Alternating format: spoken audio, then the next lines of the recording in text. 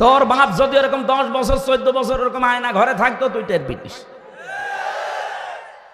একটা জালেমকেও যেন ছাড় দেওয়া না হয়। জালেমকে ক্ষমা করে দেওয়া, ছাড় দেওয়া মানে মজলুমের উপর অবিচার করা। আপনি তো কিছু টের পাননি, আপনার যদি ওই রকম ছেলে থাকতো মেয়ে থাকতো আপনি বুঝতেন। জীবনটা শেষ করে দিয়েছে 3টা বছরে। কি সুন্দর চেহারা ছিল, কি হয়ে গেছে দেখেন। মানুষ এখন অনেকে আমার দেখলে চিনতে পারে না। আমারে জিজ্ঞাসা করে আপনি কে? আমার তো মনে হচ্ছে যে অবস্থায় ছিলাম, আরো যদি কিছুদিন থাকতাম তো আমার নাম আমি ভুলে যেতাম। যে আমি হামজা, এই হামজা নাম আমার মনে থাকতো না। কারণ ওখানে অনেকের নাম জিজ্ঞাসা করলে সে আর বলতে পারে না। বলেন তো একটা লোক 8 বছর 10 বছর 14 বছর পড়ে আছে, ওর নাম মনে থাকবে কি করে? কারণ ওর নাম তো কেউ ডাকে না, ওর নাম কেউ ডাকে না, ওর নাম মনে থাকবে কি করে? 2-3 ঘন্টা একাধারে পিটিয়ে পিটিয়ে সেই মরে যাওয়ার অবস্থা হয়ে যায়, তখন ওই ইঞ্জেকশন দেয়, এমন পাওয়ারওয়ালা ইঞ্জেকশন দেয় আপনি একেবারে স্বাভাবিক হয়ে যাবেন। আবার পিটাবে, চোখ মুখ বেঁধে দিয়ে বলবে চলেন। রাত 12টার সময় এসে বলবে চলেন, কোথায় জানি না। সারা রাত গাড়িতে ঘোরাবে, হঠাৎ চোখ খুলে দেখবেন গাজীপুরের জঙ্গলে অথবা টাঙ্গাইল মধুপুরের জঙ্গলে। এখানে কি বলে যাচ্ছে, ছেড়ে দিলাম যা। যেই দৌড় দেবেন পেছন থেকে গুলি করে বলবে যে সকালে ওই ক্রস ফায়ারে মরে গেছে। এই চলছিল দেশে। আগে কি সুন্দর মাল কামাইতাম, এখন মাল কামান কি হইলো আপনারে মাল নিয়ে? এখন তো এই যে মাটিতে শুয়ে থাকা লাগছে জেলখানায়। 36,000 কোটি টাকা মারিং কাটিং করেছে দরবেশ। কি হইলো টাকাগুলো? কি করলেন টাকা নিয়ে? আপনি বাংলাদেশের শ্রেষ্ঠ ধনী ছিলেন, এখন তো মাটিতে শুয়ে থাকা লাগে শানের উপরে। কিচ্ছু হয়নি পাপের আপনার। ইন্নামা নুমলি লাহুম লিয়াজদাদু ইসমা ওয়া লাহুম আযাবুম মুহিন, সূরা ইমরান। আল্লাহ বলেন মানুষের পাপ যখন একেবারে পরিপূর্ণ হয়ে যায় তখন ওকে আমি অপমানজনক শাস্তি দিই। আল্লাহ কিন্তু তাই দিচ্ছে। বিচারপতি কালামানিক ও শয়তান বলেছিল যে আল্লামা সাঈদীকে আমি ফাঁসি দিতে পারিনি, আমার জীবনের বড় আফসোস। তার মানে পুরাটা বানানো নিয়ম ওদের। এই কথা বলেন না কেন? কিসের বিচার করে, কিসের ট্রাইব্যুনাল, সব বানানো। শুধু ভালো মানুষকে কি করে বিদায় করে ইসলামের দেশ থেকে ধ্বংস করা যায় এই পায়তারা করছিল শয়তান।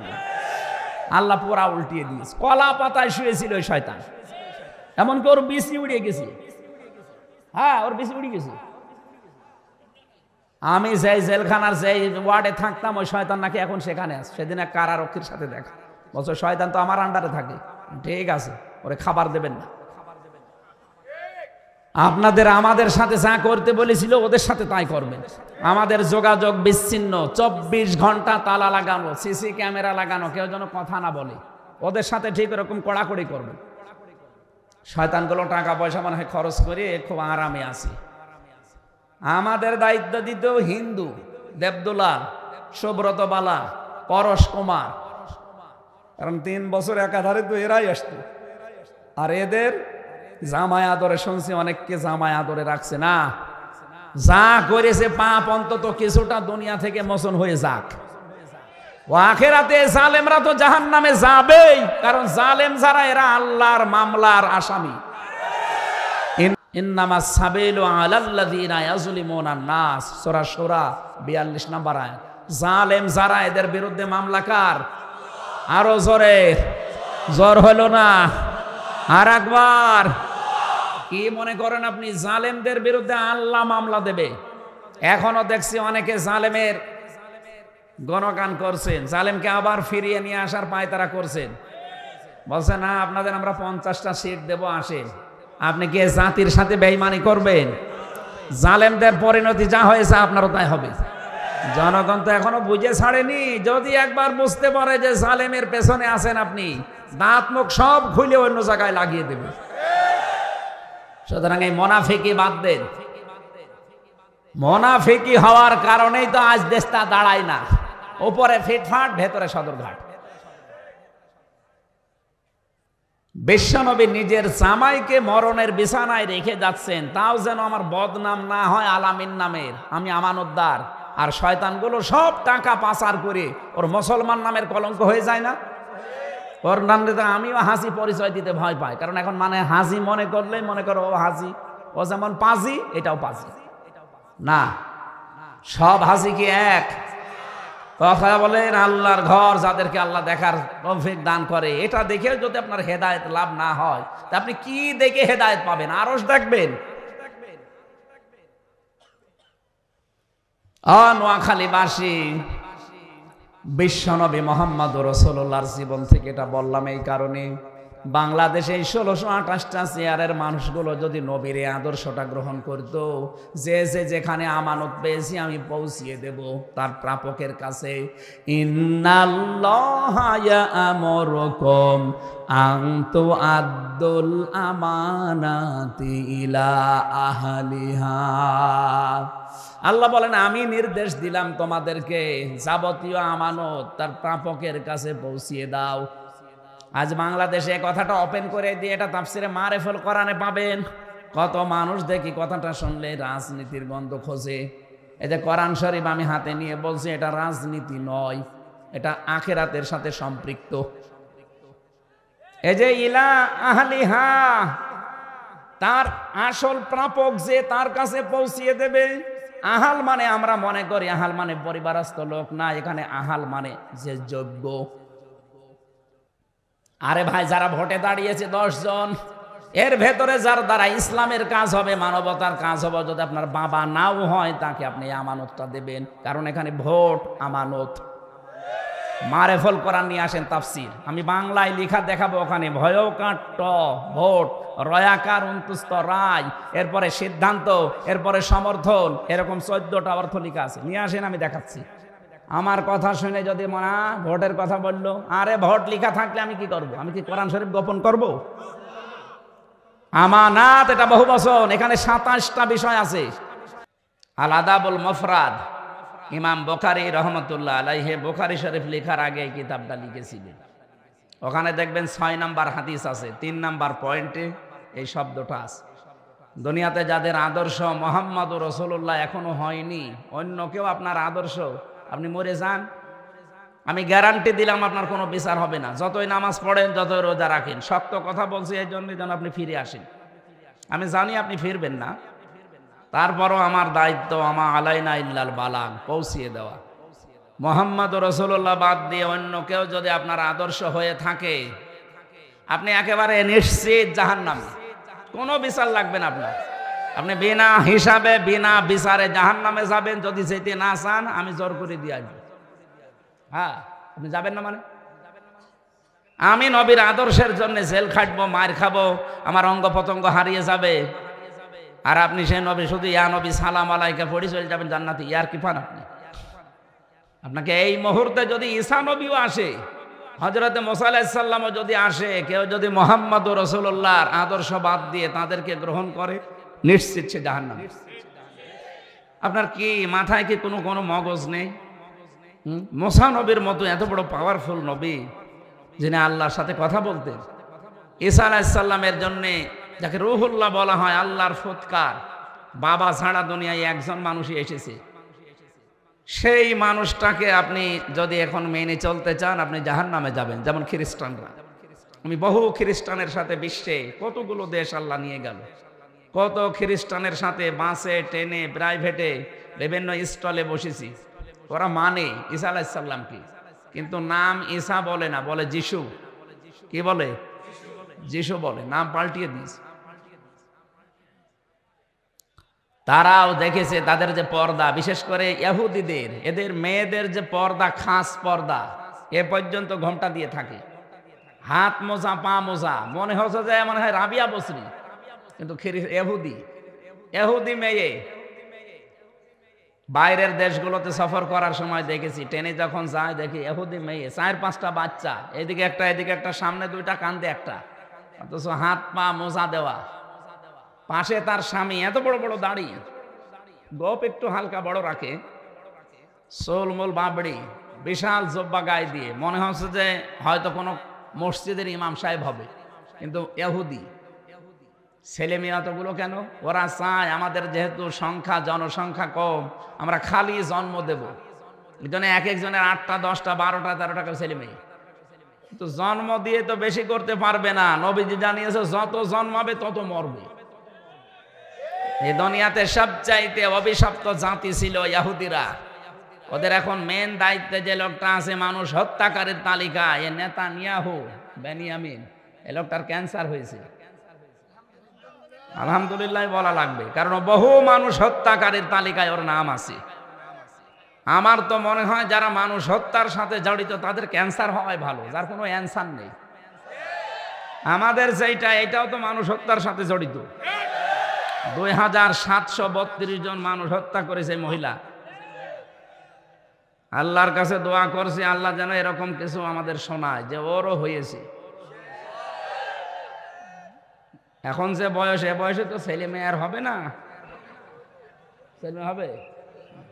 যদিও অনেকে বলে স্বামী স্ত্রীর সম্পর্ক চলে গেছে, চলে গেছে তাই কি, যেখানে গেছে ও দাদা তো মুসলমানি দিয়া নেই, মুসলমানি দিয়া আছে। আর এখন যে বয়স ওনার, কত বছর যেন বয়স, 76 না কত। এই বয়সে যদি এই দাদার মুসলমানি দিতে কোনো হাজাম নিয়ে যান, ও হাজাম লজ্জা পাবে না? বলবে এ পাকা মোতা সাওয়ালের মুসলমানি দেবো কি দিয়ে, আগা কেটে যে গোড়া কেটে বাদ দিয়ে দেবো যা। আমার দাদার এই বয়সের মুসলমান হওয়া ঠিক না। অন্তত এমনি কালেমা পড়লে আমরা পড়িয়ে দেব, কিন্তু মুসলমানি দেওয়া কোনো হাজাম কোনো ডাক্তারের দ্বারা সম্ভব? যে ডাক্তার ওর মুসলমানি দিতে যাবে তার চোখ বন্ধ করে কাটা লাগবে, তাছাড়াও পাকা মোতা জিনিস কাটবে কি করি? সুতরাং দাদার যা বয়স, ছেলে মেয়ে হওয়ার আর কোনো কায়দা আছে? বাচ্চা তো হবে না, অন্তত এই ইহুদি এই নিকৃষ্ট জাতির যা হয়েছে এদেরও যেন তাই হয়, যারা মানুষ হত্যার সাথে জড়িত। আমরা চাই গণহত্যার সাথে যারা জড়িত তারা যেন বেশি না থাকে। এগুলো পৃথিবীর ক্যান্সার। আল্লাহ সবচাইতে বেশি ঘৃণা করে তাদেরকে যারা মানুষ হত্যার সাথে জড়িত। হাদিস, একটা মানুষকে হত্যা করা আল্লাহর কাছে এত বড় অপরাধ, আল্লাহ তাআলা বলেন তামাম দুনিয়া ধ্বংস হয়ে যাক, আমি কিছুই মনে করব না। একটা মানুষ মেরে ফেললে যেরকম কি করে কি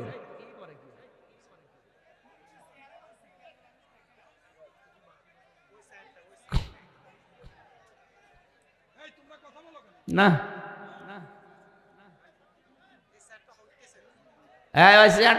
ওনারা তুলে এখানে নিয়ে আসেন, স্টেজে নিয়ে আসেন ওই চাচারে। এমনি আপনাদের সময়, আপনার সময় দেওয়া ছিল মাগরিব থেকে এশা, সেই মহিপালে যে ধরা লাগবে না ওইটার তো সময় দিয়েছিলাম 9:30। এখনই তো 9টা বেজে যাচ্ছে। নিজেদেরই সময়ের জ্ঞান নেই আর এখনো ডিস্টার্ব করছে।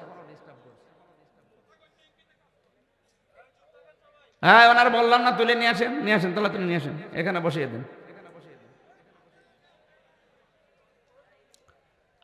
এইটা থামাতে যদি 5 মিনিট লাগে, কি আশ্চর্য! নিয়ে আসেন, তাড়াতাড়ি নিয়ে আসেন, 4-5 জন কান্তে করে নিয়ে আসেন, তাড়াতাড়ি আসেন।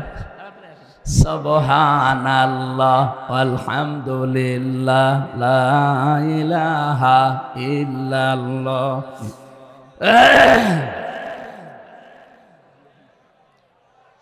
বসিয়ে দেন, বসিয়ে দেন। এই ছেলে, এখানে দাঁড়িয়ে থাকা যাবে না, হয় বসে পড়ো। সুবহানাল্লাহ আলহামদুলিল্লাহ লা ইলাহা ইল্লাল্লাহ লা ইলাহা ইল্লাল্লাহ মুহাম্মাদুর রাসূলুল্লাহ। কোরআনে কারিমের বাইরে যদি কিছু যায় সঙ্গে সঙ্গে ওটা বাদ দিয়ে দেবেন। যদি দেখেন না এ বিয়ে তো কোরআনের সাথে মিলছে না, ওই বিয়ে বাদ। এদেশে এরকম বিয়ে নেই? এই যে গায়ে হলুদ দেওয়া, এ কোরআনের সাথে মিল আছে না, এটা হিন্দুদের রেওয়াজ। এই যে বরযাত্রী যাওয়া আছে কোরআনে, কোরআন হাদিসে আমরা পেয়েছি বরযাত্রীর পরিবর্তে কি পেয়েছি? কিন্তু আমাদের মুসলিম দেশ 96% আমরা মুসলমান অন্তত এখানে আছি, তো অধিকাংশ পরিবারের বিয়ে দেখি অলিমার খবর নেই, বরযাত্রী নিয়ে পাগলামি করে। 150, 200, 250 মানুষ নিয়ে যাচ্ছে মেয়ের বাড়িতে। আরে ভাই, মেয়ের বাড়ি থেকে একটা পান খাওয়াও জায়েজ নেই তার অনুমতি ছাড়া, আর আপনি 200 মানুষ খাওয়ালেন, কোন লজ্জায়? আজকে থেকে যেহেতু এটা কোরআন হাদিসে নেই, মাইনাস হবে। যতদিন এলাকায় বিয়ে হবে কোনো বিয়েতে কোনো বরযাত্রী যাবেন না। জানি এটা মানবে না, কারণ এতদিন চলে আসছে তো, একবারে বলতে গেলে অনেকে মনে করবে আমার লস হয়ে যাচ্ছে। এতদিন খেলাম, আজকে হঠাৎ করে বাদ দেব কি করে? বাদ দেন, আস্তে আস্তে বাদ দেন। বরযাত্রী কমানো যায় না। অলিমা যেটা ইসলামে আছে ওইটা করেন। বলেন তো, অলিমা ছেলের বাড়ি হয় না মেয়ের বাড়ি হয়? তা আপনারা কার বাড়ি 200 মানুষ নিয়ে যাচ্ছেন?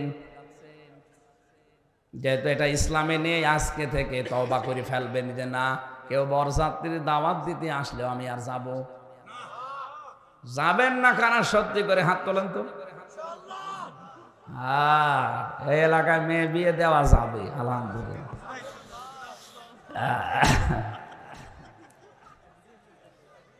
তাহলে অলিমা করলে ছেলের বাড়িতে করা লাগে, করবেন। ছেলের বাবা যারা আছেন, আল্লাহ আমাদেরকে ইসলামের এই নিয়ম থেকে শুরু করার তৌফিক দেন।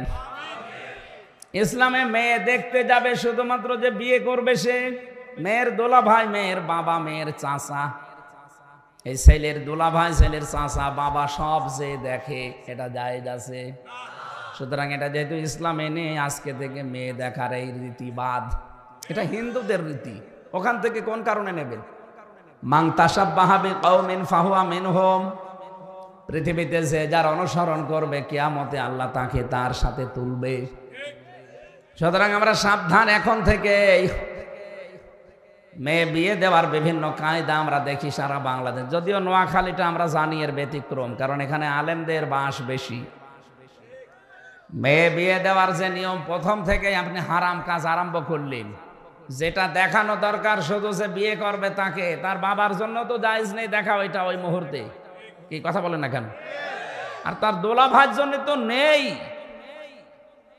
বলে না, দোলা ভাই বড় ভাইয়ের মতো। ওরে শয়তান!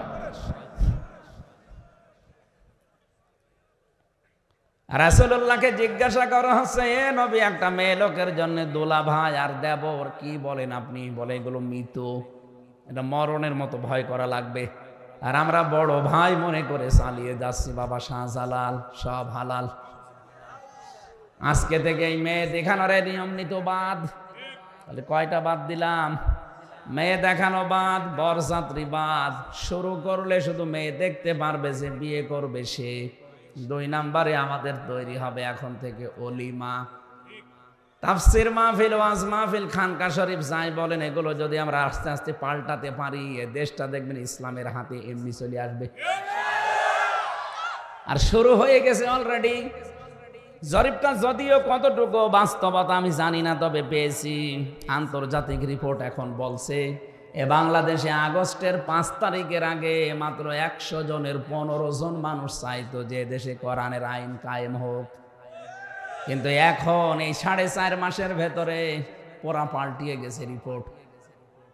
আন্তর্জাতিক সংস্থা এগুলো যারা রিপোর্ট করছে, এগুলো সব মুসলমান না। মাইক্রোসফট, ভয়েস অফ আমেরিকা, সব খ্রিস্টান, ইহুদি, এরা রিপোর্ট দিচ্ছে বাংলাদেশের জনগণের যেমন মানসিকতা এখন। আর এরা যা দেখতে পাচ্ছে, এদেশে এখন 100 জনের 58 জন মানুষ চাচ্ছে এদেশে কোরআনের আইন কায়েম হোক।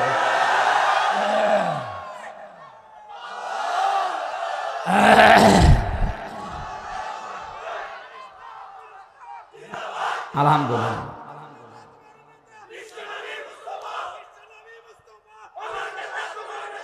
আমি জানি রিপোর্ট পেয়ে অনেকের মনে খুশি না, অনেকে চিন্তা করছে আমার চেয়ার গেল। কি করবেন আপনি চেয়ার নিয়ে? দেখলেন না চেয়ার নিয়ে কি হয়েছে ওদের? এখন থাকার মতো জায়গা নেই।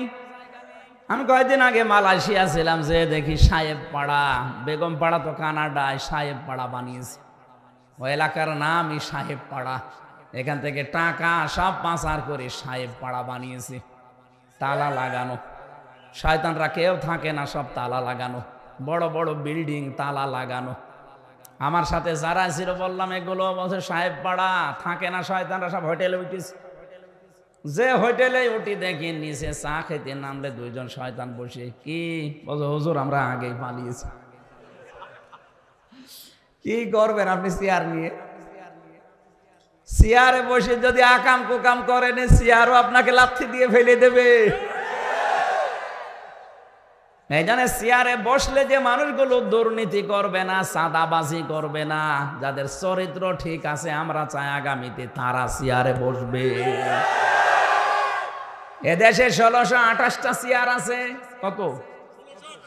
1628টা চেয়ার। এই চেয়ার না, এই চেয়ারে তো ধাক্কা মারলে পড়ে যাবে। ওই যে চেয়ারগুলোর কথা বলছি, ওই চেয়ারে আমরা এমন মানুষকে বসাতে চাই যারা বলতে পারে যে ক্ষমতা পেলে বাংলাদেশ থেকে চাঁদাবাজি জীবনের মতো ঝাঁটিয়ে বিদায় করব। এরকম মানুষ দরকার না? আর আমরা এমন মানুষকে বসাবো যারা আগে ছিল যা এরাও তা না। এদেশের পাগল সব ভালো হয়ে গেছে। আমরা এখন আর পাগলামি করব? বলেন বলেন না। এই জন্য যাদেরকে সে ভয় দেখানো হচ্ছে, জুজুর ভয়। সম্মানিতা মা বোনেরা, আমরা জানি আপনারা দিনের বেলা সব শুনেছেন, ওরা আসে নাই? দিনের বেলা এসেছিল। আশপাশের যদি কোনো মেয়েরা, এটা যেহেতু রেকর্ড হচ্ছে, সারা দেশে ছড়াচ্ছে। সম্মানিতা মা বোনেরা, গ্যারান্টি দিয়ে বলতে পারি, বিশ্বের বহু দেশ ঘুরে আমার যতটুকু অভিজ্ঞতা কোরআন পড়ে, কোরআন যদি সত্যি এদেশে কায়েম হয়ে যায়, আপনারা সবচাইতে বেশি অধিকার ভোগ করতে পারবেন। ভারতের মতো এত বড় দেশে খ্রিস্টান 2টা যুবতী মেয়েকে উলঙ্গ করে রাস্তায় হাঁটিয়েছে। ডোনাল্ড ট্রাম্প কি এমনি রেগে গেছে? ও কয়েকদিন আগে বক্তব্য দেয়নি যে জানুয়ারির 20 তারিখে আমার শপথ অনুষ্ঠান, শপথ নিয়ে 16 লাখ ভারতীয়কে সব তাড়িয়ে দেব ভারতে, কারণ আমার মেয়েকে, আমার মাকে ওরা উলঙ্গ করে রাস্তায় হাঁটায়। হিন্দু ভাইরা সবাই খারাপ না, কিছু উগ্রপন্থী হিন্দু যারা ওই দাদার মুরিদ আছে, তারা আজ মসজিদগুলো সব ভেঙে দিচ্ছে ভারতে। গতকালকেও একটা মসজিদ ভেঙেছে। পৃথিবীর মানুষ শুনে যে মাটির নিচে পায় কেউ স্বর্ণ, কেউ তেল, কেউ লোহা পায়, গ্যাস পায়, আর ওই শয়তানরা শুধু মাটির নিচে মন্দির পায়।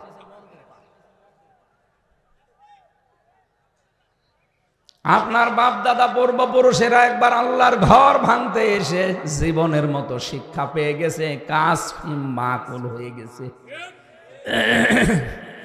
আপনারা যদি আরম্ভ করেন এখন যা, আপনাদেরকে আল্লাহ কাসফি মাকুল বানাতে বেশি সময় নেবে না। এমনি সারা বিশ্ব থেকে এখন আওয়াজ উঠছে, সবচাইতে বেশি মিথ্যা কথা বলে ভারত। এটা খ্রিস্টানরা রিপোর্ট বানিয়েছে, সারা দুনিয়ায় 257টা রাষ্ট্র, ওরা বলছে সবচাইতে বেশি মিথ্যা কথা বলা হয় ভারতে, কারণ এখন দেখছে যে ওরা মানুষের বিরুদ্ধে মিথ্যা বেশি বলে। আপনি দেখেন ওদের সাংবাদিকতার যে নিয়ম, মিথ্যা দিয়ে শুরু। যে যত বেশি মিথ্যা কথা অন্যের বিরুদ্ধে বলতে পারে, তার দাম নাকি ওই দেশে তত বেশি। এই যে মলম বিক্রেতা হকার, এর দাম বাড়িয়ে দিয়েছে এই কারণে যে মিথ্যা তথ্য দিতে পারে বাংলাদেশের বিরুদ্ধে। এখন ঠেলা টের পাচ্ছে। দাদার বাড়ি এখন ঘেরাও করেছে, দাদা এখন টের পাচ্ছে। ওর নাম পাল্টিয়ে ফেলে কিনা আল্লাহ জানে। ময়ূখ রঞ্জন ঘোষ, আমার মনে হয় নাম থাকবে না। কি আবু সেহেলের নাম যদি আবুল হাকাম থেকে আবু সেহেল হয়ে যায়, ওর নামও পাল্টাবে। দেখেন কয়েকদিন পরে ওর নাম দিলে তো মানুষ বাড়ি ধর সব ভেঙে ফেলবে। ওর নাম পাল্টিয়ে শেষে মনে হয় অন্য কোনো নাম দিয়ে দেবে, মানুষ যেন চিনতে না পারে। এদেশের বহু মানুষের নাম তো আগস্টের 5 তারিখের পর আমি পাল্টিয়ে ফেলতে দেখেছি। আগে যে বাড়ির নামের উপরে দেবতা রাঙানো থাকতো, এদিকে অমক এদিকে অমক, এখন ওগুলো নামিয়ে লিখেছে আল্লাহ আকবার। কি গো, আরে শয়তান তো আল্লাহ আকবার বিশ্বাস করে না। যাদের টাঙিয়েছিল ওরা কোথায়? ওদের সব ফেলে দিয়েছে। আমার নিজের এলাকায় যান আপনি, কুষ্টিয়ায় কয়েকটা বাড়িতে আমি এটা দেখেছি আগে 15 বছর, ওরা ওইটা 2 পাশে লাগিয়ে রাখতো, একদিকে বাবা একদিকে মেয়ে। এখন ওখানে একদিকে আল্লাহ একদিকে আকবার লিখা। ওরা জানে যে আল্লাহু আকবার ছাড়া এ দেশে আর বাঁচা যাবে না। জয় বাংলার নামটা এখন সন্ত্রাসীতে পরিণত হয়ে গেছে, কারণ মানুষ এখন সব হাতের মুঠায় পাচ্ছে। বৈষম্য বিরোধী ছাত্র আন্দোলনের একটা যুবক ছেলেকে তরবারি দিয়ে যেভাবে কোপ দিয়েছে, দেখেন ভিডিও। ছেলেটা দৌড় দিয়েছে, ওর হাতটা এই জায়গা থেকে ডিসকানেক্ট হয়ে গেছে পরবর্তীতে। এইরকম যারা জয় বাংলা বলে দেয়, আমার সাথে জেলে ছিল একজন, ওই যে বিশ্বজিৎকে জয় বাংলা বলে যে দিয়েছিল শাওন, ও এখন জেলে 30 বছর জেল ওর। আমারে বলতো যে কি করলাম জীবনে, আমার মা বাবা এখন আমার আর খোঁজ নেয় না, যাদের কথা মতো এই কাজ করেছিলাম তাদেরও তো খবর নেই, মাঝখান থেকে আমার জীবনটা নষ্ট হয়ে গেল। অথচ লোকটা বারবার আমাকে বলছিল যে ভাই কিসের জামাত, কিসের শিবির, আমি তো মুসলমানই না। আপনার যদি বিশ্বাস না হয় আমার জিনিসপত্র দেখেন। তারপরও আমরা মানি নাই, দিয়েছি কোপের পরে কোপ। এজন্য আবেগে কারো উস্কানিতে পা দিয়ে, যদি এখনো পর্যন্ত অনেকে দেখছি উস্কানিতে পা দিয়ে বিভিন্ন জায়গায় অঘটন ঘটাচ্ছেন, আপনি তো বাস্তবতা বোঝেন না। আমি আবার বলছি, দেশ কিন্তু আর আগস্টের 5 তারিখের আগে নেই, এটা কিন্তু পার হয়ে গেছে। এখন সব নখদর্পণে আছে। আমি গোয়েন্দা বিভাগের যারা সর্বোচ্চ পর্যায়ে আছি কথা বলে দেখেছি, ওরা বলছে সব আমাদের একেবারে হাতের মুঠায়, আমরা শুধু ছাড় দিয়েছি, দেখতে চাচ্ছি এ দেশে কার আচরণ কেমন। আপনি মনে করছেন আমি চাঁদাবাজি করি, কেউ টের পায় না, সব ওদের আয়ত্তে আছে। আপনি জোর করে মানুষের কাছ থেকে এতদিন যা করেছে ওইভাবে যদি করতে চান পারবেন না, কারণ ওগুলো যে পারা যায় না তার প্রমাণে 15.5 বছর ফাকতি আদাবিরুল কওমিল্লাযিনা যালামু। এখানে যারা আলেম আছে, আলেম নেই এখানে, এই যে কতিয়া, এটা মজহুল, এর ফাইল জানা নেই, এর কর্তাকে জানা নেই। আল্লাহ বলেন জালেমদের শিকড় কেটে দেওয়া হয়ে গেছে, কে কেটেছে কেউ জানে না। আমার কুষ্টিয়ার হানিফের বাড়ির দিকে তাকান, পায়খানার প্যান্ট পর্যন্ত মানুষ খুলে নিয়ে চলে গেছে, কিন্তু কে নিয়েছে কেউ জানে না।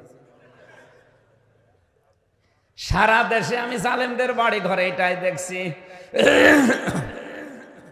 জালেমদের বাড়ি ঘরগুলো আর জনগণ রাখে নাই। কিন্তু আমার আশ্চর্য লাগে আয়াতের দিকে তাকিয়ে, সত্যি তো এত বড় বিশাল 8 তলা বিল্ডিং, 3 তলা বিল্ডিং, কে ভাঙলো জানা নেই।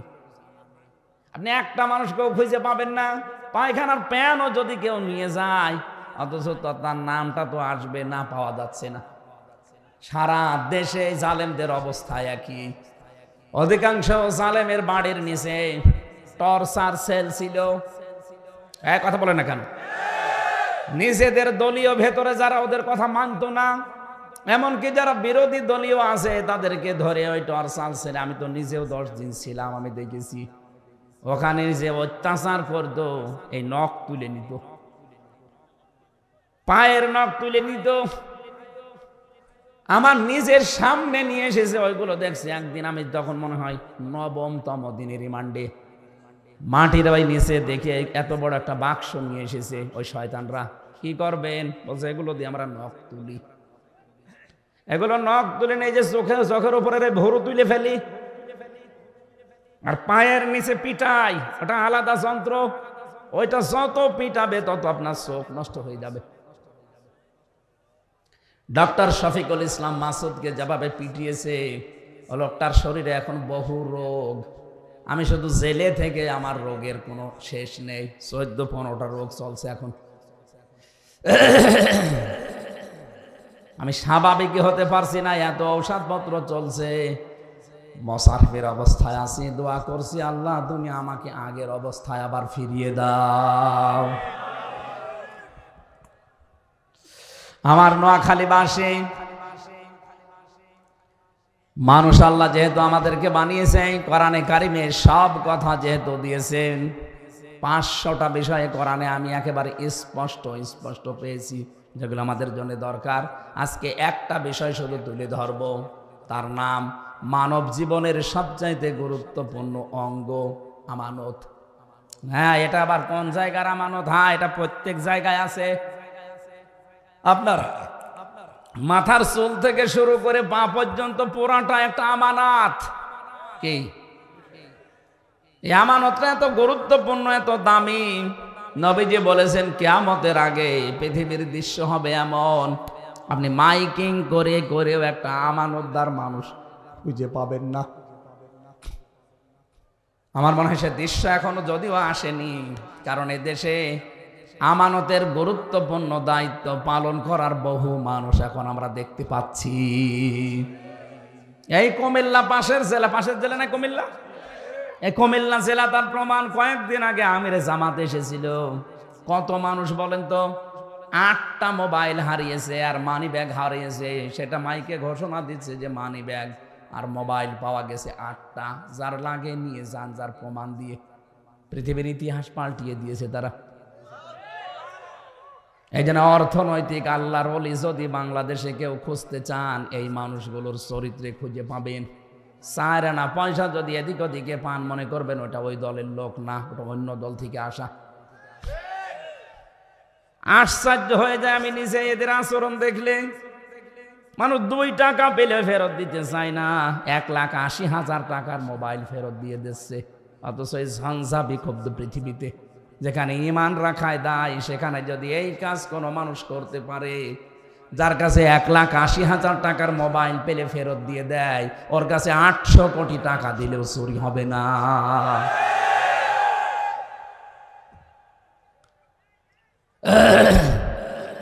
আমানত একটা গুরুত্বপূর্ণ বিষয়, এই জন্য বলছি এটা যদি কেউ পালন না করেন, আপনি নামাজ পড়তে পারেন, রোজা রাখতে পারেন, হজ করে আসতে পারেন, আপনি দান সাদকা করতে পারেন, আপনার জব্বা বড় থাকতে পারে, কিন্তু আপনি মুনাফিক হয়ে মরবেন। কি কথা বুঝতেছেন? নবীজির সাথে এক লোক নামাজ পড়তো, নবীজির সাথে রোজা রেখেছে, ইফতারি করেছে, কিন্তু লোকটা মুনাফিকের সর্দার ছিল। ওই জামানায় যদি মুনাফিকের সর্দার থাকতে পারে, এই জামানায় মুনাফিকের বাপ থাকবে। আল্লাহর নবীর কথা, শেষ কথা ছিল এটা, হে আমার উম্মতেরা, মুনাফিক এটা কিন্তু ইহুদিদের ভেতরে হবে না, খ্রিস্টানদের ভেতরে হবে না, বৌদ্ধদের ভেতরে হবে না, হিন্দু মুশরিক এদের ভেতরে হবে না, মাজুসি যারা এদের ভেতরে হবে না। মুনাফিক তৈরি হবে শুধুমাত্র মুসলমানদের ভেতরে। বাংলার মুসলমানেরা যেহেতু 96% আমরা এখানে আছি, সুতরাং মুনাফিকও এখানে থাকার সম্ভাবনা আরো জোরে বলেন। যদি থাকে আপনার চরিত্রে এই দোষ, এখনই আপনি তাওবা করে পাল্টান, নয়তো আপনি মরে গেলে কিন্তু জাহান্নামে যাবেন না, জাহান্নামের নিচে থাকবেন। ইন্নাল মুনাফিকিনা ফিদ দারকিল আসফালি মিনান নার ওয়ালান তাজিদা লাহুম নাসীরা। আল্লাহ পাক বলেন মুনাফিক যাবে জাহান্নামে, একেবারে নিচে থাকবে। আসফাল ইসমে তাফজিল, এর চাইতে নিচে আর যাওয়া যায় না। কত নিচে? জাহান্নাম মনে হয় 2-3 হাত। হ্যাঁ, নবীজি একবার মসজিদে নববীতে কেঁপে উঠলেন। সাহাবায়ে কেরাম বলে, হে রাসূল আপনি কেঁপে উঠলেন কারণ কি? বিশ্ব নবী বলেন 70 বছর আগে একটা পাথর জিবরাইল জাহান্নামের উপর থেকে ফেলে দিয়েছিল, ওটা এই মাত্র জাহান্নামের তলদেশে পৌঁছিয়েছে। আপনি চিন্তা করতে পারেন, পাথর তোলার নাম বলেনি।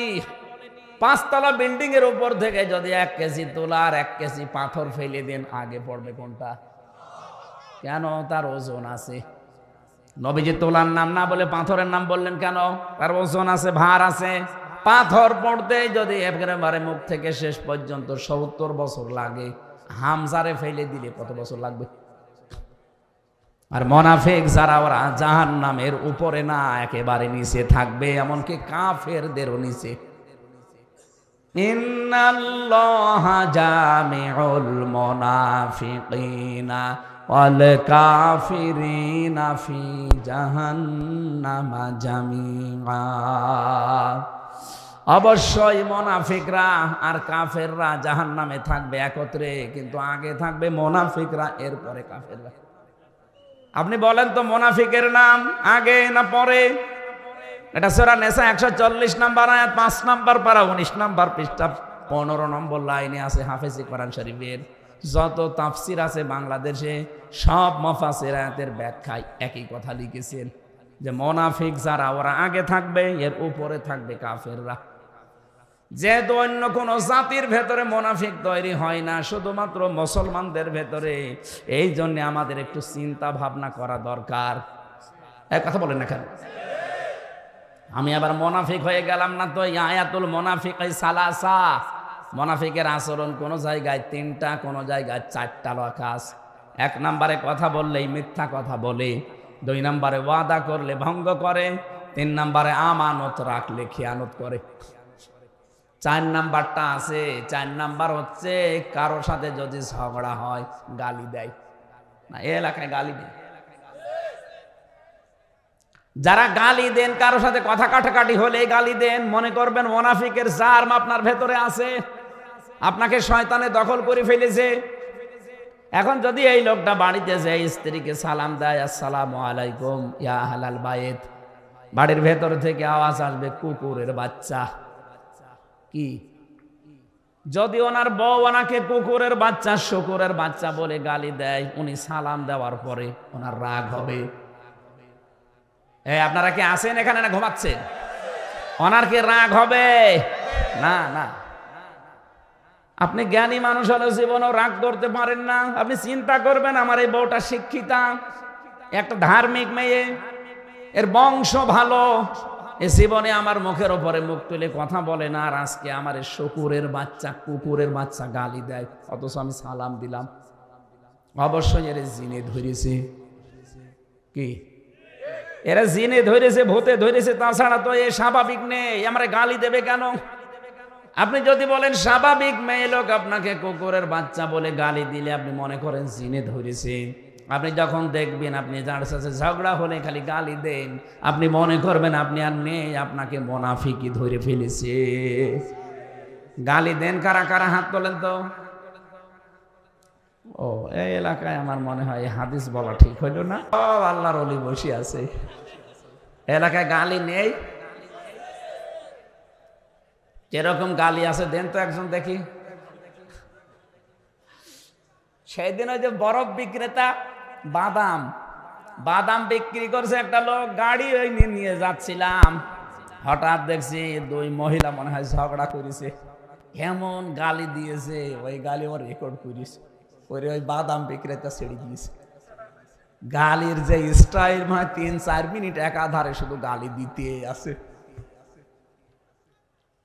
তাহলে কি বুঝলাম এখান থেকে? মুনাফিকের আচরণে 4 নাম্বার এটা, কথা বললেই যাদের মুখে গালি বের হয়, আপনি আজকে থেকে সাবধান হবেন, নয়তো মনে করবেন মুনাফিকের জার আমার ভেতরে আছে, এই জন্য গালি বের হচ্ছে। আল্লাহ আমাকে সহ প্রত্যেককে যেন রাগ হলেও গালি বের না করেন, বলেন আমিন। আমানতের দায়িত্বটা এত গুরুত্বপূর্ণ, নবীজি নিজের জীবনে শুধু বলেই শেষ করে দেননি। ওয়াইদা তুমি না খান, আমানত রাখলে খেয়ানত করে, এটা বলেননি, শুধু নিজে দেখিয়েছেন।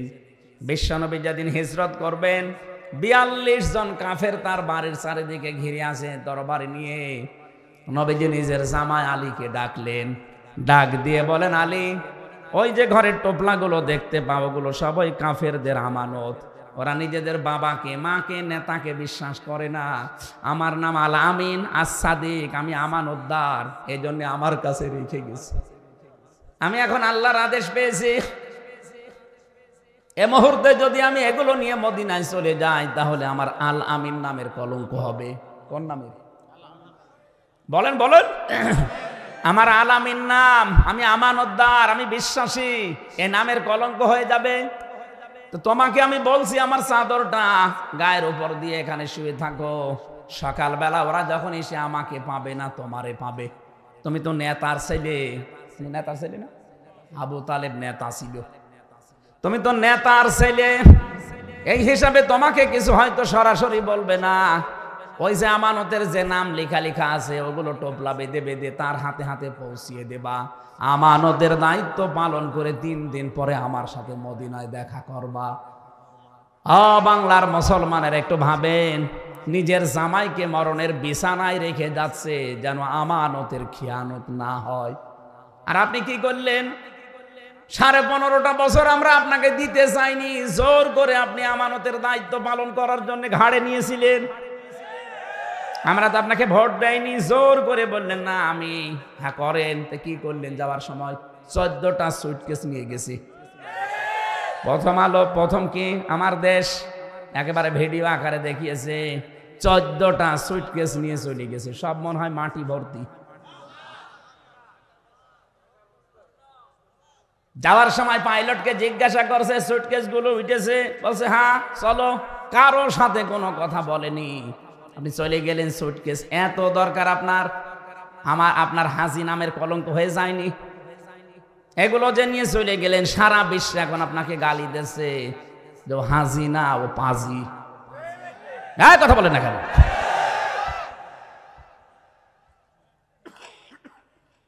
আর এই 8-9 দিন ধরে দেখছে একটা মিথ্যা কথা চলছে সারা বিশ্বে। উনি এখন ছড়াচ্ছে বিভিন্ন মডেলদের সিম্পিতি পাওয়ার জন্য যে আমি নির্বাচিত ছিলাম, আমাকে উৎখাত করা হয়েছে। এত ডাহা মিথ্যা কথা হাজি সাহেব বলে কি করি? আপনি নির্বাচিত ছিলেন, শয়তানও বিশ্বাস করবে? এই 15.5 বছর তো ভোটই হয়নি, আপনি নির্বাচিত হইলেন কি করে? হ্যাঁ বলুন। আমার এই যে 33 বছর বয়স, 18 বছর থেকে ভোট দিতে আরম্ভ করলে আমি তো 3 বার ভোট দিতে পারি, একবারও তো পারি নাই। আপনি কিভাবে আনতে দাবি করেন যে আমি নির্বাচিত ছিলাম? আমি যদি দিতে না পারি, কে দিতে পেরেছে এখানে জিজ্ঞাসা করেন? কেউ পারে না। আপনি নির্বাচিত নয়। 8 সাল থেকে 24 সাল পর্যন্ত যারা নির্বাচনের নামে প্রহসন করে এতদিন ছিলেন, আপনারা সাবেক এমপি লিখবেন না, সাবেক মন্ত্রী, প্রধানমন্ত্রী আপনি লিখতে পারেন না, কারণ আমরা আপনাকে ভোট দেইনি। আপনি এতটুকু লিখতে পারবেন, সাবেক চোর, সাবেক ডাকাত লেখেন, অসুবিধা নেই। আপনি ডাকাতি করেছেন, চুরি করেছেন। 14টা সুটকেস নিয়ে চলে গেলেন, একটু জিজ্ঞাসা করে গেলেন না? অন্তত কাওয়া কাকুকেও বলতে পারতেন যে কাওয়া আমি চলে যাচ্ছি, তুমি একটু কা কা করে ডাকো। ছেলেটার বদনাম করে ফেলেছে নাফরমান। চেহারা দেখলে মনে হচ্ছে একটা টাটকা নির্ভেজাল শয়তান। ওই যখন সিঙ্গাপুরে ছিল কিরকম হয়ে গিয়েছিল না? আল্লাহ একটু সুযোগ দিয়েছিল ভালো হওয়া, আর শয়তান তো ভালো হয়নি। দেশটা জাহান্নাম বানানোর জন্য ওর বাড়ি দেখতে গিয়েছিলাম, কি অবস্থা করেছে জনগণ। আমার হানিফের বাড়ি যা করেছে, ওর বাড়ি তাই করেছে, ইট পর্যন্ত খুলি নিয়ে চলে গেছে। চেয়ারে বসে এমন কাজ কেন করা লাগবে যে 5 বছর পরে আমার বাড়ির ইট থাকবে না? বলেন। আগামীতে যারা বসবেন চিন্তা ভাবনা করে বসবেন। এদের 15.5 বছরের শিকড় যদি আল্লাহ কেটে ফেলতে পারে, এদের বাড়ি ঘর যদি এখন শ্মশান হয়ে যায়, আপনি 5 বছরে যে যদি সত্যি জুলুম করেন, আপনার বাড়িও ঠিক উজাড় গৃহ হয়ে যাবে। অনেকে এখনই ধান্দা করছে যে অমক জিনিস দখলে নেব, অমক জিনিস দখলে নেব। এই দখলদারির এই চিন্তা ভাবনা জনগণ যদি বোঝে, পিটিয়ে একেবারে সোজা করে ফেলবে। আগে কি সুন্দর মাল কামাইতাম, কি আশ্চর্য গো। আমি নিজে তো পরীক্ষিত, আমার বাড়ি থেকে ধরে নিয়ে আসলো। আমি 2 তলার উপরে ঘুমাচ্ছিলাম, আমারে নিয়ে আসলো, পরের দিন পেপারে দিলেও ওনারে আমরা চোরহাঁস থেকে ধরে নিয়ে এসেছি। পুরা ডাহা মিথ্যা কথা। আমার বাবারে বললো 50টা মামলা দেব যদি 10 লাখ টাকা এখনই না দেন। বাবা তো সহজ সরল গ্রাম্য মানুষ, কৃষক মানুষ, ওই এদিক ওদিক করে ধার মার করে বলছে এই নেন। ও শয়তানরা টাকাও নিয়েছে, পরের দিন মামলাও দিয়েছে। আমি আকিস গ্রুপের খতিব ছিলাম, ওদের কাছে প্রায় 32 লাখ টাকা খেয়েছে। খালি বলে স্যার আমারে বলছে যে মাঝে মাঝে এসে বলে যে 10 লাখ টাকা দেন, 5 লাখ টাকা দেন। কেন? টাকা না দিলে আপনাদের বিরুদ্ধে মামলা দেব। কি সুন্দর মাল কামানোর মেশিন গো। এখন কোথায় আপনারা? পালিয়েছে। সেদিন বগুড়ায় এই আগস্টের 5 তারিখের মানে 8-9 দিন আগে আমার একটা মাহফিল ছিল বগুড়াতে, তারেক জিয়া সাহেবের গ্রামে। আমি স্টেজ থেকে নামতে পারি নাই, দেখছি প্রায় 22-23 জন পুলিশ আমার এসে তাড়াতে তাড়াতে মাঠের ভেতর দিয়ে ধানের খেতে প্রায় 1-1.5 কিলো 2 কিলো খালি তাড়িয়েছে। ধরতে পারিনি, কারণ আমি পোশাক খুলে পালিয়েছি। পরবর্তীতে আমার গাড়িটা আটক করেছিল ড্রাইভার সহ, মাওলানা আব্দুল বারি ভাই ছিল। নিয়ে বলছে যে টাকা না দিলে গাড়ি ছাড়বো না। ও বারি ভাই তো বগুড়ায় বাড়ি, নাটোরে বাড়ি, বগুড়ার জামাই। ওই যে বজলুর রশিদ আছে না, মাওলানা মুফতি বজলুর রশিদ মিয়া, ওনার জামাই। ও এদিক ওদিক করে ধার কবজা করে 1,13,000 টাকা দিয়েছে। ওর চাইছিল 1.5 লাখ, বসিয়ে মুসিয়ে 1,13,000 দিয়েছে, ও নিয়ে গাড়ি ছেড়ে দিয়েছে। এই বিপ্লবের পরে এখন তো স্বাধীন হয়ে গেছে দেশ, ও শয়তান পালিয়েছে, আর ওর নামে বিভাগীয় মামলা হয়েছে ওই ওসির নামে। আমি এই যে রংপুর মাহফিল করার পরে সিরাজগঞ্জ গোল চত্বরে বসে আছি, হঠাৎ দেখি ওই ওসি এসে বলছে, আসসালামু আলাইকুম হুজুর। কে আপনি? বলছে আমি সেই ওসি আজাদ। আরে ভাই আপনারাই খুঁজতেছি, এদিকে আসে। এদিকে আসে কি, আপনি এখানে কি? বলছে আমি খবর পেয়েছি যে আপনি রাস্তা দিয়ে যাবেন, আমি সেই কক্সবাজার থেকে চলে এসেছি কালকে, এসে এখানে বসে আছি, আমার এক বন্ধু আছে, আপনি আমারে মাফ করে দেন, আর আমার নামে কোনো বরদোয়া করবেন না। আমার যে কোনো অসুবিধা নেই, মাফ আমি এখনই করে দিলাম, আমার টাকা ফেরত দিন। আর টাকা দেবেন না, মাফ চাবেন, কিসের মাফ? 1,13,000 টাকা দিয়েছেন এই যে আব্দুল বারী রশিদ এখানে বসা, এর টাকাগুলো ফেরত দিয়ে দেন। আমার গাড়ির কাগজপত্র সব ঠিক আছে, ড্রাইভিং লাইসেন্স আছে, আমার কোনো অসুবিধা নেই। আপনি টাকা নিলেন কোন কারণে? আর তাড়া দিয়েছিলেন, তাড়াটা আমি মাফ করে দিলাম। যা, আমার পা মা কেটে ওই দিন কি অবস্থা। তারপরও আমি বললাম মাফ করেছি, আগে টাকা ফেরত দেন, নাই তো আমার মাপ নেই। বছর হুজুর টাকা নেই। টাকা নেই তো কিসের জন্য এখানে বসে আছে? 7 দিন সময় দিলাম, টাকা দেওয়া লাগবে। দিয়েছে, 1 লাখ ফেরত দিয়েছে, আর 13,000 মিষ্টি খেয়েছে। ঠিক আছে, পুলিশের কাছে যে টাকা ফেরত পাওয়া যায় বাংলাদেশে মানে এই প্রথম ইতিহাস। আমার মামলার আয়ু যেটা মিজান, এ শয়তান সেদিন কল দিয়েছিলাম, 32 লাখ টাকা নিয়েছে আকিস গ্রুপের মালিকের কাছ থেকে, আর আমার বাবার কাছ থেকেও 30 লাখ। এই এতদিন মিলে 3 বছর চলেছিলাম, মানে টাকাগুলো আগে ফেরত দেন। আমার বলছে হুজুর বদদোয়া দেবেন না, বদদোয়া তো দেবো না, আগে টাকা ফেরত দেন, নাই তো আপনার নাম যা বলছি কোন জায়গায় পেলে জনগণ পিটিয়ে একেবারে কুকুরের মতো পিটিয়ে মেরে ফেলবে।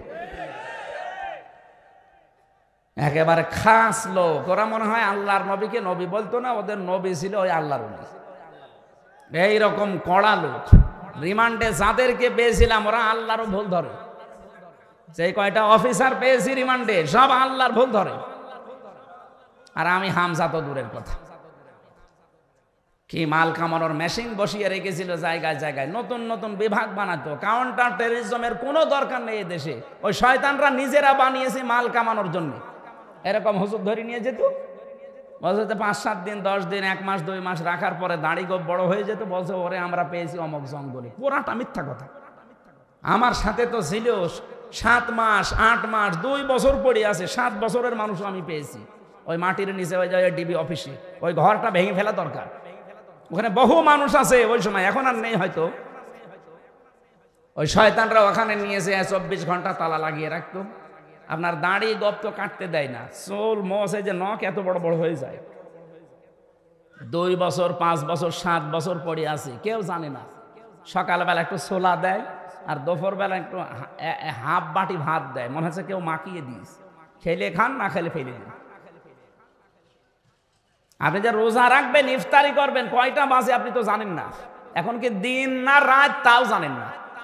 এটা যে কোন বছর কোন মাস, এটা কি বার চলছে, এখন যে কয়টা বাজে আপনি কিচ্ছু জানেন না। যে রোজা রাখবেন কখন, আজানও তো শোনা যায় না। আর এরপরে আবার হাতে হ্যান্ডকাপ পরানো, পায়ের ভেতর দিয়ে আঙ্গুল দিয়ে এর ভেতরে এইভাবে দিয়ে সামনে ব্যারিকেড দিয়ে তালা লাগানো। আপনি যাবেন কোথায়? পায়ের সাথে আবার ওই যে চেন দিয়ে আটকানো। এই যে শুয়ে থাকি আমরা, এটা যে কত বড় নিয়ামত, আপনাকে 10 দিন রাখলে আপনি টের পেতেন। এই নোয়াখালী না এটা, এই হাতিয়া থানার এক আলেম ছিল আমার সাথে, মুফতি ফখরুল। ওরে আমার ফাঁসির কন্ডেম ছেলে আমার ঘরে দিয়েছিল, বলছে হামজা ভাই আপনি যে এই যে শুয়ে থাকি, এটা যে কত বড় নিয়ামত আমি এখন টের পাচ্ছি। কেউ কেউ এই আঙ্গুলের এত বড় বড় যারা আঙ্গুল হয়ে গেছে, 2 বছর 7 বছরে এত বড়, কাটতে দেয় না। এই আঙ্গুল দিয়ে দেওয়ালের সাথে খুশিয়ে খুশিয়ে কেউ ভাঙা ভাঙা অক্ষরে লিখে রাখতো যে ভাই যদি কেউ বাইরে যেতে পারেন এই নাম্বারটা জানাবেন যে আমি বেঁচে আছি। আর আপনি এখনো জালেমের পক্ষে সাফাই গান, যে কি করেছে ববু আমার, পালিয়ে যাওয়া লাগলো, কি করেছে মানে ওরে জবাই করার দরকার শয়তান। ও আয়না ঘরের নামে যা করেছে ওরে 10 মাস জবাই করলো, শেষ হবে না।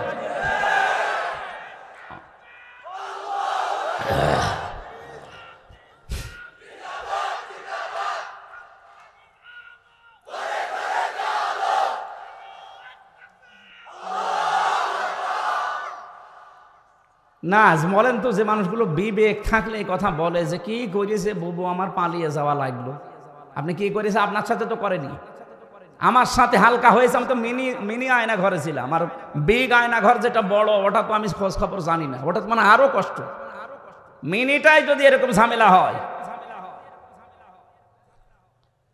সারা রাত ধরে দেখতাম পিটাতো, সারা রাত একটা মানুষকে ৩-৪ জন মিলে পিটাচ্ছে, খালি মিথ্যা কথা বলাবে তারে দিয়ে। আমার 10 দিন রিমান্ডে একাধারে শুধু বলেছিল এই কথাগুলো বলা লাগবে আকিজ গ্রুপের বিরুদ্ধে আর জামাত ইসলামের বিরুদ্ধে, যদি না বলেন আপনার বউ আমরা তুলে নিয়ে আসবো। কি রাম রাজত্ব পেয়েছিল দেশটা, আল্লাহ এমনি ধরেছে জালেমদের, ওদের গনা পোড়াপুরি একেবারে ছাপিয়ে গেছে। মানে এত পাপ করেছে যে পাপ রাখার আর জায়গা নেই, কি করবে আল্লাহ তখন ধরেছে। আমার মেয়েটা এখনো পর্যন্ত আমার সাথে কথা বলে না ভালো করে, কারণ ও আমার চেনে না। আমার মেয়ে আমি 7 মাস রেখে এসেছিলাম, 3 বছর পরে আমি ওরে দেখলাম, ওর বয়স এখন 4 বছর, ও এখনো পর্যন্ত স্বাভাবিক না, ও আমারে চেনে না, আমারও ওর প্রতি সেরকম মায়া নেই, কারণ ওর তো আমি দেখিনি। আর শয়তানরা এখনো সাফাই গাছে আমি কি করেছি। তোর বাপ যদি এরকম 10 বছর 14 বছর এরকম আয়না ঘরে থাকতো তুই টের পিটিস।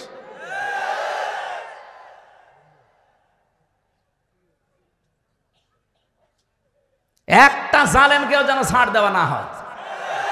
জালেমকে ক্ষমা করে দেওয়া, ছাড় দেওয়া মানে মজলুমের উপর অবিচার করা। আপনি তো কিছু টের পাননি, আপনার যদি ওই রকম ছেলে থাকতো মেয়ে থাকতো আপনি বুঝতেন।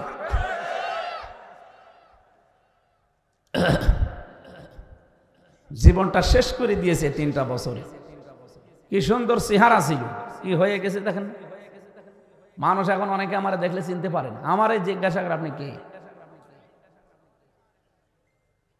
আমার তো মনে হচ্ছে যে অবস্থায় ছিলাম, আরো যদি কিছুদিন থাকতাম তো আমার নাম আমি ভুলে যেতাম, যে আমি হামজা, এই হামজা নাম আমার মনে থাকতো না, কারণ ওখানে অনেকের নাম জিজ্ঞাসা করলে সে আর বলতে পারে না।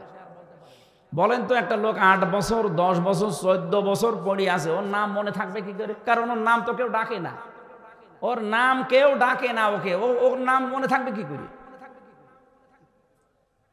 2-3 ঘন্টা একাধারে পিটিয়ে পিটিয়ে সেই মরে যাওয়ার অবস্থা হয়ে যায়, তখন ওই যে ইঞ্জেকশন দেয়, এমন পাওয়ারওয়ালা ইঞ্জেকশন দেয় আপনি একেবারে স্বাভাবিক হয়ে যাবেন, আবার পিটাবে, চোখ মুখ বেঁধে দিয়ে বলবে চলেন, রাত 12টার সময় এসে বলবে চলেন, কোথায় জানি না, সারা রাত গাড়িতে ঘোরাবে, হঠাৎ চোখ খুলে দেখবেন গাজীপুরের জঙ্গলে অথবা টাঙ্গাইল মধুপুরের জঙ্গলে। এখানে কি বলে যাচ্ছে, ছেড়ে দিলাম যা, যেই দৌড় দেবেন পেছন থেকে গুলি করে বলবে যে সকালে ওই করাস ফায়ারে মরে গেছে। এই চলছিল দেশে। আগে কি সুন্দর মাল কামাইতাম, এখন মাল কামান কি হইলো আপনারে মাল নিয়ে? এখন তো এই যে মাটিতে শুয়ে থাকা লাগছে জেলখানায়। 36,000 কোটি টাকা মারিং কাটিং করেছে দরবেশ। কি হইলো টাকাগুলো? কি করলেন টাকা নিয়ে? আপনি বাংলাদেশের শ্রেষ্ঠ ধনী ছিলেন, এখন তো মাটিতে শুয়ে থাকা লাগে শানের উপরে। কিচ্ছু হয়নি পাপের আপনার। ইন্নামা নুমলি লাহুম লিয়াজদাদু ইসমা ওয়া লাহুম আযাবুম মুহিন, সূরা ইমরান। আল্লাহ বলেন মানুষের পাপ যখন একেবারে পরিপূর্ণ হয়ে যায় তখন ওকে আমি অপমানজনক শাস্তি দিই। আল্লাহ কিন্তু তাই দিচ্ছে। বিচারপতি কালামানিক ও শয়তান বলেছিল যে আল্লামা সাঈদীকে আমি ফাঁসি দিতে পারিনি, আমার জীবনের বড় আফসোস। তার মানে পুরাটা বানানো নিয়ম ওদের। এই কথা বলে না কেন? কিসের বিচার করে, কিসের ট্রাইব্যুনাল, সব বানানো। শুধু ভালো মানুষকে কি করে বিদায় করে ইসলামের দেশ থেকে ধ্বংস করা যায় এই পায়তারা করছিল শয়তান। আল্লাহ পুরা উল্টিয়ে দিয়েছে। কলা পাতায় শুয়েছিল ওই শয়তান, এমনকি ওর বিসি উড়িয়ে গেছে। হ্যাঁ, ওর বিসি উড়ে গেছে। আমি যেই জেলখানার যেই ওয়ার্ডে থাকতাম ওই শয়তান নাকি এখন সেখানে আছে। সেদিন এক কারারক্ষীর সাথে দেখা, বলছে শয়তান তো আমার আন্ডারে থাকে। ঠিক আছে, ওরে খাবার দেবেন না। আপনাদের আমাদের সাথে যা করতে বলেছিল ওদের সাথে তাই করবেন। আমাদের যোগাযোগ বিচ্ছিন্ন, 24 ঘন্টা তালা লাগানো, সিসি ক্যামেরা লাগানো, কেউ যেন কথা না বলে। ওদের সাথে ঠিক এরকম কড়াকড়ি করবেন। শয়তানগুলো টাকা পয়সা মনে হয় খরচ করে খুব আরামে আছে। আমাদের দায়িত্ব দিত হিন্দু, দেবদুলাল, সুব্রত বালা, পরশ কুমার, কারণ 3 বছর একাধারে তো এরাই আসতো। আর এদের জামাই আদরে শুনছি অনেককে জামাই আদরে রাখছে না, যা করেছে পাপ অন্তত কিছুটা দুনিয়া থেকে মোচন হয়ে যাক। ও আখেরাতে জালেমরা তো জাহান্নামে যাবেই, কারণ জালেম যারা এরা আল্লাহর মামলার আসামি। ইন্নামা নুমলিল না ইন্নামা সাবিলু আলাল্লাযিনা ইয়াজলিমুনা নাস, সূরা শুরা 42 নম্বর আয়াত। জালেম যারা এদের বিরুদ্ধে মামলা কার? আরো জোরে, জোর হলো না, আর একবার। কি মনে করেন আপনি জালেমদের বিরুদ্ধে আল্লাহ মামলা দেবে? এখনো দেখছি অনেকে জালেমের গণগান করছেন, জালেমকে আবার ফিরিয়ে নিয়ে আসার পায়তারা করছেন। বলছে না আপনাদের আমরা 50টা সিট দেব, আসেন। আপনি কি জাতির সাথে বেঈমানি করবেন? জালেমদের পরিণতি যা হয়েছে আপনারও তাই হবে। জনগণ তো এখনো বুঝে ছাড়েনি। যদি একবার বুঝতে পারে যে জালেমের পেছনে আছেন আপনি, দাঁত মুখ সব খুলে অন্য জায়গায় লাগিয়ে দেবে। সুতরাং এই মোনাফিকি বাদ দেন। মোনাফিকি হওয়ার কারণেই তো আজ দেশটা দাঁড়ায় না, উপরে ফিটফাট ভেতরে সদরঘাট। বিশ্বনবী নিজের জামাইকে মরণের বিছানায় রেখে যাচ্ছেন, তাও যেন আমার বদনাম না হয় আলামিন নামের, আমি আমানতদার। আর শয়তানগুলো সব টাকা পাচার করে ওর মুসলমান নামের কলঙ্ক হয়ে যায় না? ওর নামে আমিও হাসি পরিচয় দিতে ভয় পাই, কারণ এখন মানে হাসি মনে করলেই মনে করো ও হাসি, ও যেমন পাজি এটাও পাজি না। সব হাসি কি এক? কথা বলেন আল্লাহর ঘর যাদেরকে আল্লাহ দেখার তৌফিক দান করে, এটা দেখে যদি আপনার হেদায়েত লাভ না হয় তা আপনি কি দেখে হেদায়েত পাবেন? আরশ দেখবেন? নোয়াখালীবাসী বিশ্বনবী মুহাম্মদ রাসূলুল্লাহর জীবন থেকে এটা বললাম এই কারণে, বাংলাদেশে 1628টা চেয়ারের মানুষগুলো যদি নবীর এই আদর্শটা গ্রহণ করত, যে যেখানে আমানত পেয়েছি আমি পৌঁছিয়ে দেব তার প্রাপকের কাছে। ইন্নাল্লাহা ইয়া'মুরুকুম আন তু'আদ্দুল আমানাতি ইলা আহলিহা। আল্লাহ বলেন আমি নির্দেশ দিলাম তোমাদেরকে যাবতীয় আমানত তার প্রাপকের কাছে পৌঁছিয়ে দাও। আজ বাংলাদেশে কথাটা ওপেন করে দিয়ে এটা তাফসিরে মারিফুল কোরআনে পাবেন।